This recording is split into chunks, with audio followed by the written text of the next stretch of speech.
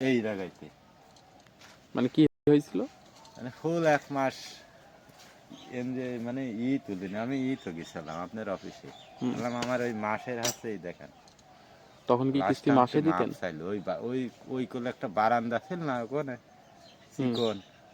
বারান্দা ছিল দেয় হাত পা ধরে মাপ চাচ্ছে দেয় না চাকরি করল আমি ঠিক করে দিচ্ছি এসব করার দরকার আছে? এই জায়গাতে আমি কিন্তু এইখানে নলা নাকি পড়েছিল তোর মাপতেছে দিনে আগে রেল খাটতো বাইরে আমি কিছুই দিতাম না সেদিন না, আমার কথা হচ্ছে আপনার সাথে আমার অন্য যাই হোক, এই বইয়ের রাস্তায় হিসাব বইয়ে আপনার থাকবে। ওখান যে কয়টা ছিল বলছে ভাই আপনার বইটা দেখি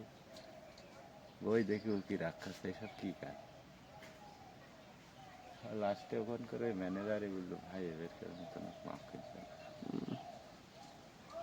ভাইটিকে এক ম্যানেজার ছিল না ওখান ও আমার হাত দেখছে কালো কারণ করে আপনাকে আমি সবসময় বলি আমরা কিন্তু দিদি ভাই সিটার বাচ্চা না আমার মান সম্মানের খুব ভয় না, মান সম্মানই তো সবার আগে। ঘুরি বেড়ায় আমরা দেন একটা গাড়ি পেড়িরা দেন বারান্দার একটা পেড়িরা মাঠে বর কিনা 5-7 লাখ টাকা আমরা ভাই কর্ম বেরিয়ে খাই ইজ্জতের দাম আর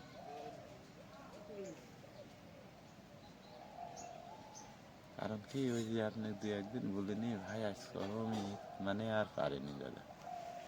কারণ কিস্তি তো অফিস তো ধরেন বাকি পক্ষে মানে না। আমি তো একজনের চাকরি করি,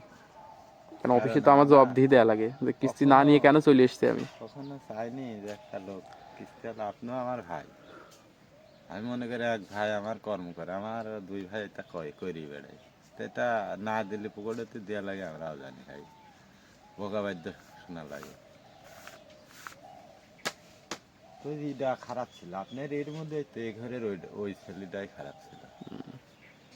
তাছাড়া ভালো হয়েছিল আর ওই কড়া ছিল ওই ম্যাডামটা একটা ম্যানেজার ম্যাডাম ছিল না ওই ম্যাডাম আর এই মাঠ কর্মী মানে প্রতিটা লোকই দুষ্ট আর